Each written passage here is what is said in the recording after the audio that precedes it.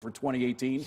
But there are signs it's not on the agenda for other key players in the GOP, like the president, for example, and National Taxpayers Union senior fellow Mattie Duppler. Mattie, what does the president want in terms of entitlement reform?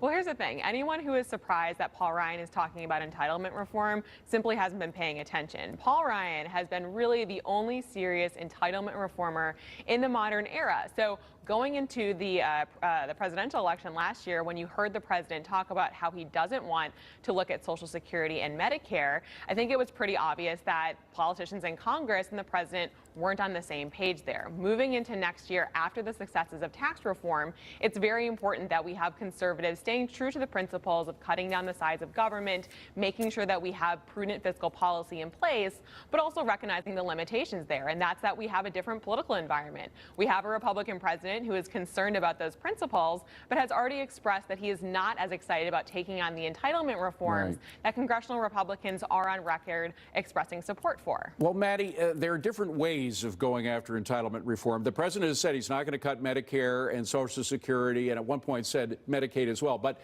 you can do a lot to cut back expenses without cutting the programs themselves. Supposedly, according to a GAO report in 2015, Medicare alone has $60 billion a year in waste and fraud. $60 billion a year. You can cut back a lot of that waste and fraud by tightening up the system, which doesn't necessarily involve Congress. You could do it with inspectors general and widening the amount of discretion that the Medicare has as an agency to correct things that need to be corrected, right?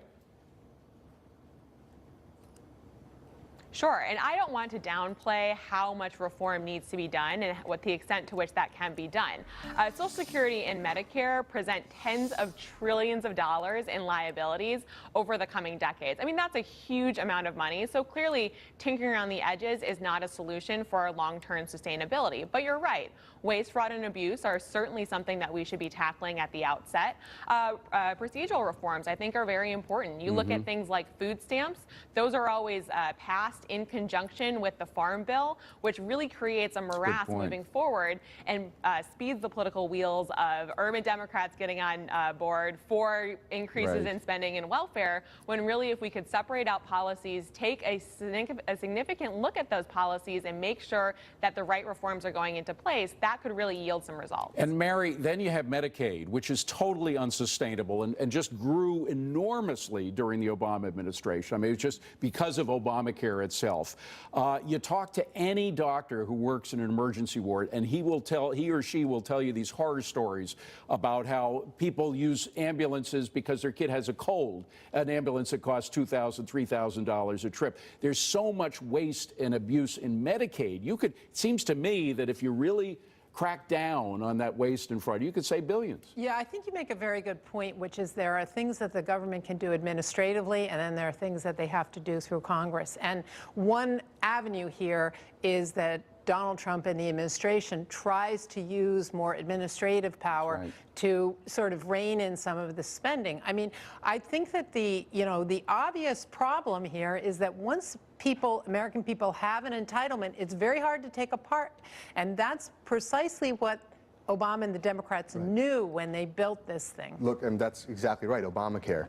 But I think 2018 is the year of infrastructure and the wall. I think we're going to tie the wall into that. But that's growing government, not shrinking it. I understand, but we've cut taxes, so we're going to have a lot more federal revenue coming in, like I said earlier. But I think that, this is a real estate developer that's in office, and infrastructure is something he knows very well, so he's going to use that to his advantage. And I think the wall is going to be built. He already have prototypes. And I think that it's immigration. These are the issues that America heard from the president talk a lot on the campaign trail. There were promises that were made, and they have to be kept. And so far, he's done a good job of that. We were one vote short on Obamacare. So I think infrastructure and the wall, 2018. He wants to deliver, no doubt. Mattie Duppler, thank you very much for coming in, Mattie. I appreciate it, and we'll hear more from our panel coming up. Meanwhile, Republicans continuing to blast the FBI. Will these attacks on the agency